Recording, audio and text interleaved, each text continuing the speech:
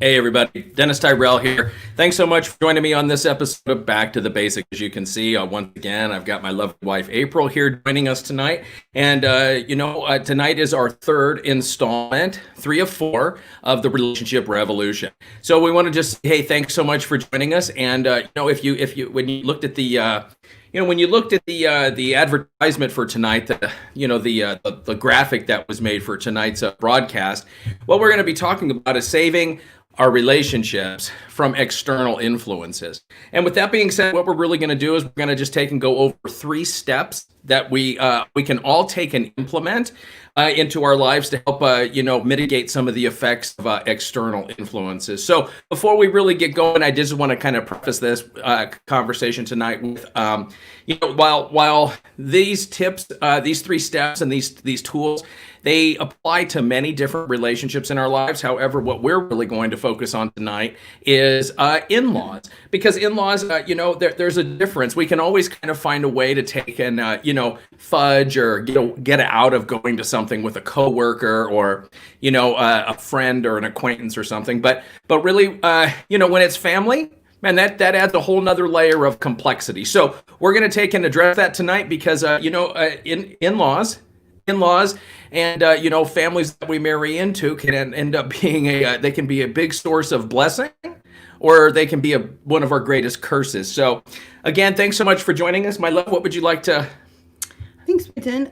I appreciate everybody being here. First of all, I just wanted to kind of piggyback off something Den said. And in my years of working with couples and relationships, there have been many outside external influences that can impact a relationship. So I just wanted to make sure that we didn't leave out friendships, co-working relationships, things like that. But for tonight's short time together, we're just going to focus on in-law relationships. Absolutely. And what we're talking about is not just, I think that what typically comes to my mind when we think about in-laws is the parent in-laws. But we're also, this also takes and applies to sister-in-laws, brother-in-laws, cousin-in-laws, anybody that basically is the family that we take and marry into. So what we're going to do, kind of the format for tonight, is we're going to take and go through the information. And as we do, please go ahead and put some comments in the comment section. When you put the comments in here in just a few moments, we're going to take and go through those and answer your questions as they come in. So with that being said, we're going to go ahead and get right into this information. So one of the very first things that we want to do, especially, a lot of times, again, and I was told this concept when we were getting married, which is that you don't just marry the person, you also marry the family. Well, we were 20 when we got married, so I just thought this was absolute nonsense, and that is not true. And what we found as we progressed in our relationship is it's absolutely true. So you can't get away from that. So I just, it's important that we take acknowledge that, parental influence, in-law influence, it does factor into our relationship. Mm-hmm. And I just want to, I want to make sure that we get this said, is that, a lot of times when in-laws or parents interfere with our relationship, it is very well intended. This isn't about not loving us or inserting yourself. And I know that there's some situations with some outliers, where they're really problematic. Abe's has worked with couples long enough to know that. And, I've worked with couples as well, but that's a little bit more limited. So, very first thing we want to do, especially where in-laws are concerned, the very first thing we want to do as a couple is we want to take and get on the same page. And what I mean by the same page is simply that, one, you have to take and understand that the person I married, so in this example, when I married April, she came with a family history.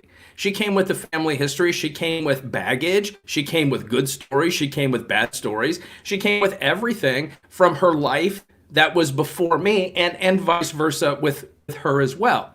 My love, anything that you want to tack on to being on the same page? No, I'm going to make one quick point, and that is, in our example, our family portion that we brought into the relationship, they couldn't have been more different. They were extremely different. So one of the things that we didn't figure out until we were older and we'd been together longer is really understanding each other's story going into that relationship and understanding the differences and the challenges that those differences can present as far as communication goes. Yeah, absolutely. And let's take something that is really, I guarantee that affects most families and especially new couples and relationships, is how do we spend the holidays? Who gets us? Because when you're newly married, especially in those first few years, even the families are trying to establish boundaries within the new dynamic. Right. So it can make for some really complex layers and stuff in a relationship. And I just want to take a moment to say is that even there, I know that much of our international audience is, in a lot of countries that are watching the broadcast, arranged marriages, certain cultures that does still take place. And this isn't a criticism on that. It's not a pro or a con about arranged marriage.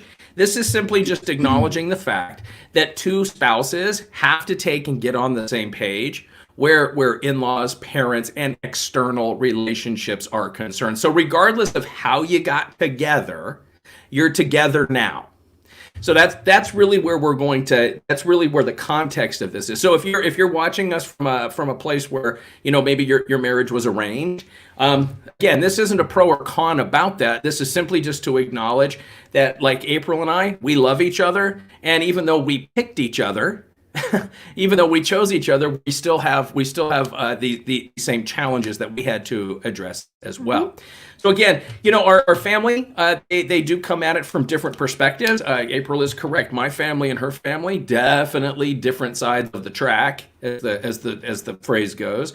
And I'm just going to come out and say, in a lot of ways, our parents really never really they didn't spend a lot of time together, and there wasn't a lot of interaction. And looking at the situation, these are people that would have never had anything to do with each other anyway, had the two of us not gotten together. So again, it's really, really important. It's really, really important that that the couple gets on the same page. And really, again, it's just simply acknowledging that there was history before you got together, and that now you have to take and figure out a way to move forward. So before you agree to go to somebody's holiday party, always check with your spouse. So that's going to be kind of my big tip in this particular category of getting on the same page, is just simply take and have a conversation before you talk to in-laws, before you talk to your own parents. Go ahead and make sure that you and your spouse, you and your partner, are on the same page where this is concerned. Because it could be that maybe people are going to holiday events out of obligation. Mm-hmm. And the reality is that neither party really wanted to be there in the first place. So talk it over. Yeah. And I just want to say, and my love, please interject in this, is that, when we had a lot of conflict in our marriage over these external relationships and in-laws and so forth. And really, what I want to say is, for many of the arguments and disagreements, it came, it came down to that we would end up fighting over the parents. But really what it was is that we didn't know how to communicate effectively with one another. And so, yeah. I've said this before on previous broadcasts, you don't get to determine my feelings. I get to determine them. So you can't hurt my feelings unless I allow them to be hurt. So really, what I'm getting at here is, before we take out our parents' behavior, and let's understand, they're human. They're human, so therefore they're going to act like humans. They're going to have flaws, and that's okay. It's that we need to be able to communicate about it effectively with one another instead of taking it out on one another, which is a really common real common misstep for a lot of couples. My love, anything to add? We were talking about this before the broadcast, and I think it's interesting that for as long as we have been married, and as many conversations as we have had about family and external influences, we were fighting about the wrong thing a lot of times. Yeah. It really was about our poor communication, our inadequate communication. It wasn't so much about the external influences' behavior toward us, as much as it was our lack of ability to discuss it constructively. Absolutely. And that's it creates for a lot. I think that it's really important to keep that in perspective, because it really comes down to us. It came down to us and our communication style, or ineffective communication style. And once we kind of worked through that, we were able to get to this next part, which is what we're going to talk about. So step number 1 is get on the same page with your spouse, your partner. Step number 2, create boundaries. And, with this boundaries, this is listen, we're going to talk about it in a conceptual kind of a way because it's much easier to talk about than in a lot of cases to actually do. Yeah. So you want to take that, my love? Setting boundaries has been a challenge for me personally, and I think a lot of times it's because we don't want to disappoint, let down, or hurt the other person's feelings. We might be trying to avoid hurting our spouse's feelings or our family's feelings, and things like holidays, things like traditions, beliefs, political, religious, whatever it might be.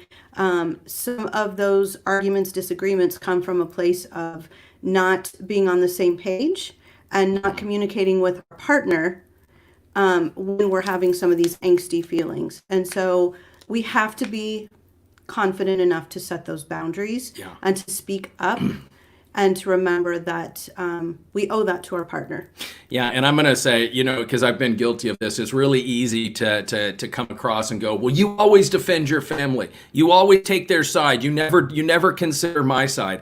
And listen, sometimes that was true. Sometimes that was true. We're human. We stepped into this a few times.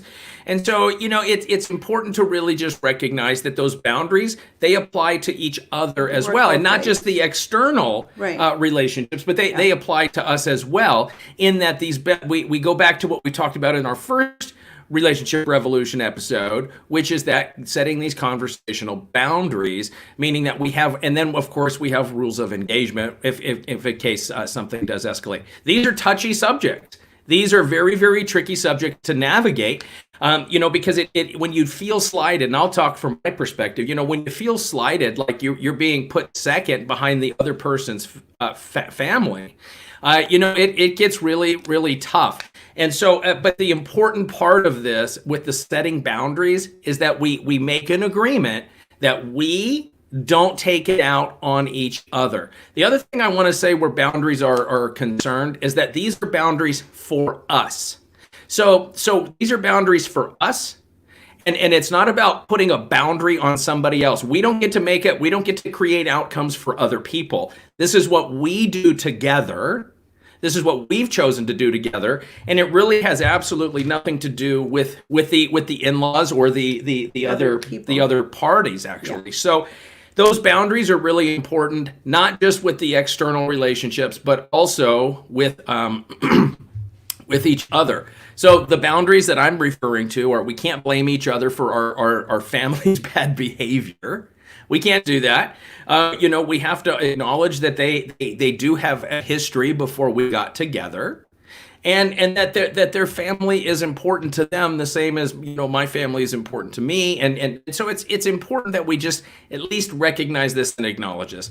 So where boundaries are concerned, and I see some comments coming in with that. So we're going to get to those in a minute. I'm just going to say that it's interesting because this always becomes kind of an interesting conversation. And this is not going to be this is not a comprehensive discussion about how to take and create these boundaries. If that's something you'd like to know a little bit more about, please go to my website, DennisTyrrell.com, fill out the comment section, or fill out the comment or contact me form, and let me know that you're having some challenges with your relationships. And April and I would love to be able to have a conversation with you about that. So so number 2 is setting boundaries. Number three, it goes right along and hand in hand with the boundaries, which is that let's take and support each other. So one, we take and the first step again is to take and get on the same page. Second step is to create those boundaries. And now that the boundaries have been created, now it's our responsibility as partners to support each other in those boundaries. So, and I kind of mean like this is like, look, I'm just going to come out and say it. There's been a few times when, like, as April's husband, I don't like the way her family talks to her. And I wouldn't let anybody else talk to my wife the way that her family has spoken to her. Here's the deal. That's her family, right? That's her family. They have a dynamic that has nothing at all to do with me. So really, it's about me. I was taking certain things personally.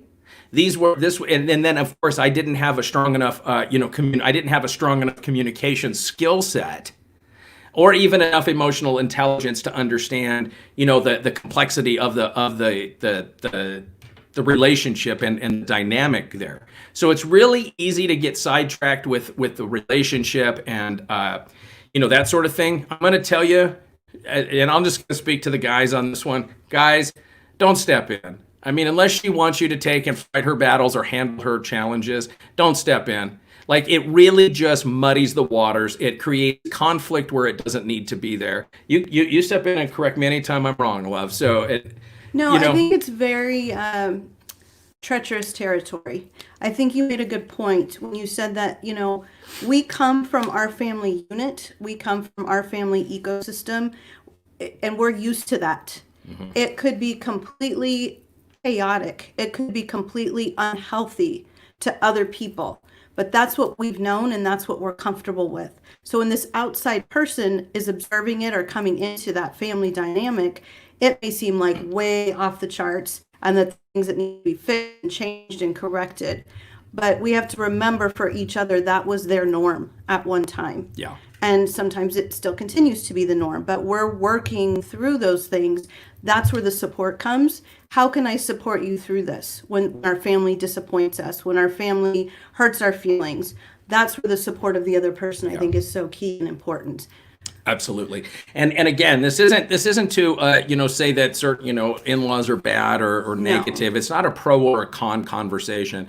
It's just simply acknowledging the reality of some of the challenges that occur when two people get together, and not only when they get together, but when families try to interact and stuff. So listen, it's not like April and I have this all worked out. We're in a situation right now.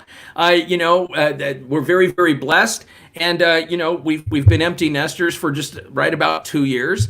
And now we're in the process of getting ready to become parent-in-laws ourselves. So another learning curve. So what we're already in the process of doing. And I just want to come out and say this. So if there's any in-laws watching, if there's any parents watching whose children are soon going to be in committed relationships or get married or anything, make it easy on your kids. Make it easy on the new relationship. Help them out. Set boundaries for yourself. Just because, if mom, and I'm gonna say this because I got 2 boys. So moms, if you have a son that's a mama's boy, when they get married, that doesn't exist anymore. Now what you've done is you've become a problem. Well, I feel like it's my responsibility to help my sons with those boundaries. Absolutely. I'm the older adult with the life experience. Therefore, they may not be in a place of maturity or emotional intelligence where they understand that they need to set boundaries. My boys love their mama. I'm the first one to say it, and I'm proud of it. But I know that those boundaries are important. And I know that somebody else is coming into his life that's going to love him and want to take care of him. And I have to respect that. Absolutely. And, I'm just going to say, I one of the things I wish that we had done right away is as soon as we got married is to take and move away. And if nothing else, it creates that physical separation and boundary that, really, it really can be helpful. So give some thought. So parents that might be watching this, whose kids are getting of that age where they're going to be picking a spouse or a significant other, please understand, do what you can to set them up for success. And that is, you help create those boundaries. And once those boundaries get created, follow your own rules and don't overstep them. So that's what we have for you tonight. We really appreciate this. And here in just a moment, we're going to get to the questions. But, again, same page, create boundaries. And of course, number 3 is to take and support each other through the entire process. Mm-hmm. So now we're going to go ahead and come over here. We have some questions and some comments. So let's go ahead and get into those. It's our good friend Bushra. Bushra, hey, good to see you. Thank you so much. I see that you've got some other comments, and I can't wait to get to these. So thank you. Abba, hello. Hey, nice to see you. Assalamu alaikum. Thank you.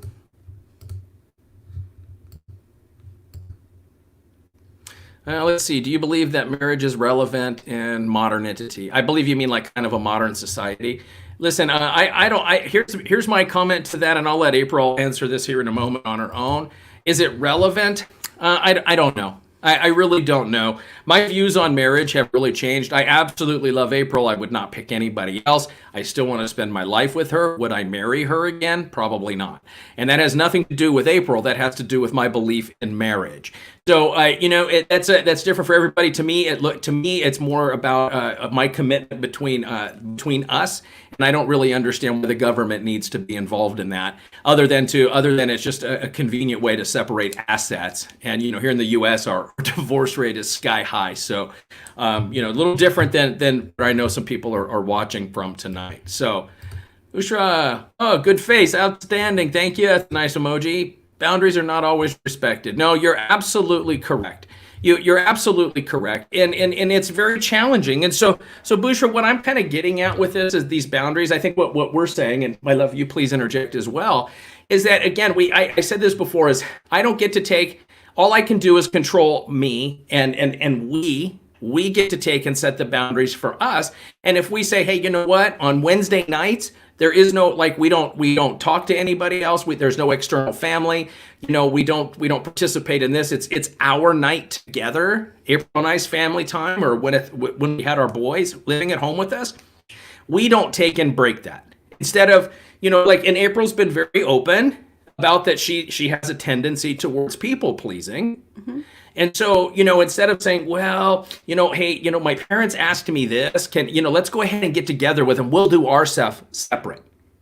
Well, and I mean, I'm just saying, like, let's please each other. Let's please each other before we really take and go outside. And listen, you're right. You're Bushra, you're absolutely correct. And sometimes, regardless of how well you try to manage it, it can get to be a bit overwhelming. So yeah, I appreciate that a lot. Cultural competency is essential in creating boundaries. Absolutely. South Asian culture, in-laws don't have boundaries. Bushra, so I've heard. So I've heard. Yeah, absolutely. I know that this is a challenge, especially in your culture. I think it's a little bit easier in Western culture, because we're not really afraid of being rude or offending people. But I'm not, just a second, I want us to speak. So yes, I absolutely agree that cultural competency is important in this. And absolutely. My love? I just wanted to say, Bushra, thank you for your comment, first of all.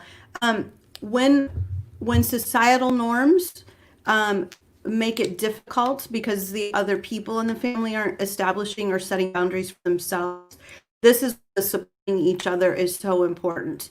We can't control the other person's actions. We can't control what they say, what they do, how much pressure they put on us. We can control communicating effectively with our spouse about those challenges and supporting our spouse if they're the ones really being negatively impacted by those crossing of boundaries. Yeah, I absolutely agree. Again, we can't, you can only do so much. It's simply about saying, like, hey, you know what, like, we're not going to allow this. And it's saying, it's not going, hey, you need to handle your family. Right. Right. I mean, that doesn't work. It's really, it comes down to that very first step, which is the two partners must get on the same page as much as possible and have an agreement about the topics that are sensitive, the things that are hard to discuss, that we will discuss them in a respectful manner while supporting each other, because it gets really, really easy in these situations to point a finger and say, you know what, your family's interfered for many years. So listen, I mean, that was easy to say. That was easy in our relationship to say, simply because, I haven't had a relationship with my blood family in many, many years. So I'm close with my sisters, but as far as parental, my father passed very soon after the two of us died, so that wasn't a challenge or an issue. My mother, we've talked about that before. There were some other challenges where that was. So that really wasn't the issue. So really, it wasn't that, April's parents were a certain way. They're just the only ones that we ended up having to deal with. And the nice thing is, it wasn't always the easiest, but what I can say is, looking back, I know that it came from a place of love. It was well-intentioned. Mm-hmm. It just, as humans, we're always trying to figure these things out. So it's, it's also extending some grace to the parents as well. So thank you so much. I really appreciate that, Busher. That's a great comment. And yes, cultural competency is extremely important where this is concerned. Stephanie Williams, these are awesome. 11 Thursday night sessions. I'm hooked. $7 for boundaries. Keep them coming, Tyrrells. Love you guys. Love you too, Steph. Thanks so much. Thanks for watching. Yeah, thanks for watching. Yeah, boundaries are tough. They are tough and they're challenging. And I think part of that comes is because it's like we don't want to take and hurt anybody's feelings. We don't want to be looked at like, oh, what an a-hole, right? So and we certainly don't want to be that a-hole. Like I didn't like being, how come you hate my family? I don't hate your family. Like I hate the way that we interact about it. That's really what it comes to. So again, first step, get on the same page with your significant other or your partner. Absolutely paramount in creating these boundaries and keeping the external influences at bay as best as we can. It will continue to be a struggle if you can't get on the same page. If you can do these three basic things that we're talking about, when those subjects come up that are high emotion, high intensity, you'll continue to struggle because you aren't on the same page. Shazia Tariqa, thank you so much. Assalamu alaikum. I appreciate your comment, friend. Yeah, you're exactly right. There's a lot of pressures. There's a lot of pressures on wives. And I'll just speak for here those of us in the U.S. and this kind of goes with getting on the same page. So, and I know that this doesn't have anything to do with external influences, but part of getting on the same page is separating domestic roles. I'm not even going to say gender roles because I don't like that term, and it really is that I cook, I make a mess, so I should be able to clean it up. I think that I'm the one, I work from home. April does not. So I like to have dinner ready for her. And the reason I do is so that we can have more time together in the evening to enjoy each other's company. So I think we get a little hung up with that. And we get really hung up on things like holidays and who's going to spend the time and, who gets us this year. And I'll tell you, for us, the holidays were a real source of contention. Basically, we just knew that from October 15th until like January 15th, we were going to have chronic arguments. And it was simply because, listen, I mean, we didn't always want to go to the family events. We wanted to establish ourselves. And sometimes that wasn't, that was a challenge. And that's a big challenge for a lot of families because, there's some people that they don't really want to change. They like the way things are. And listen, I'm going to say it. I think the comfort zone gets a really bad rap. I mean, there's a reason we have a comfort zone. It's because we enjoy it. So just keep that in mind, is that, yes, I understand that there's a lot of pressures. There absolutely is.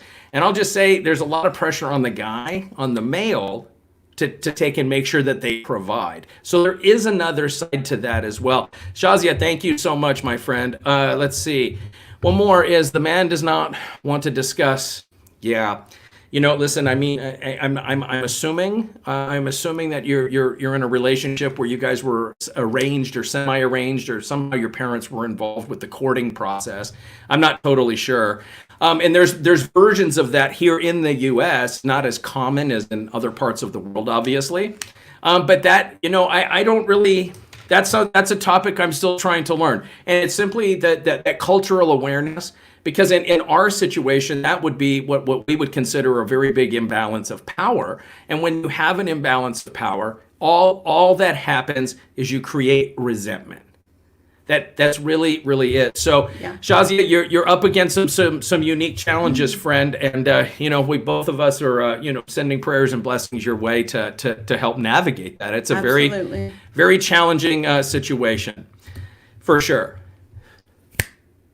So with that being said, we're going to go ahead and wrap up. The comments are done. Thank you so much, everybody, for the engagement. Really, really appreciate it. These Thursday night relationship revolutions, and we got one more in this series. So next week, please come back on Thursday and join us at the same time. We're going to be discussing. We're going to be discussing some of the biggest challenges that couples face in a relationship.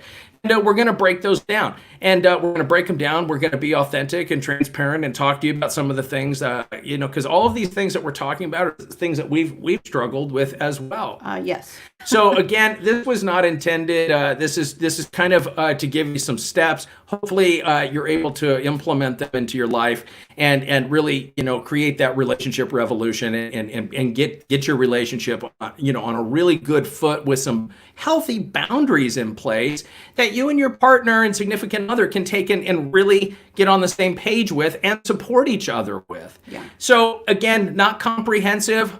However, if you're feeling stuck in any one of these areas, if you're not able to create healthy boundaries, if you and your partner can't get on the same page, or even if you're able to kind of muddle your way through it and you just don't feel like you're being very supportive to each other, I encourage you to go to DennisTyrrell.com, fill out the contact form, send me an email, and we'll create a video chat and we'll get on the call with each other. And a lot of times we overthink this. We overthink it, and it really is a lot more simple than what we make it out. And we have the solutions. A lot of times we're just too afraid to implement them. So maybe that's where the sticking point is. So again, if that's something that you would like to have a further conversation about, I'd absolutely love to do that. Again, DennisTyrrell.com. Go there and visit me. And if you haven't done so yet, again, go to DennisTyrrell.com. Go to the video section, like my videos. It'll take you right to the YouTube channel. We also broadcast on YouTube. So that's a little bit better production quality and so forth than on this platform here. So with that being said, thank you so much. Really appreciate all the engagement. I will be back on tomorrow night to finish out the week. And until that time, and until we see you again, the easiest way to kick ass in life and have an amazing relationship is to get back to the basics. When you get back to the basics, things really, really start improving. Until next time, everybody, kick ass always in all ways. Peace. Bye, everybody.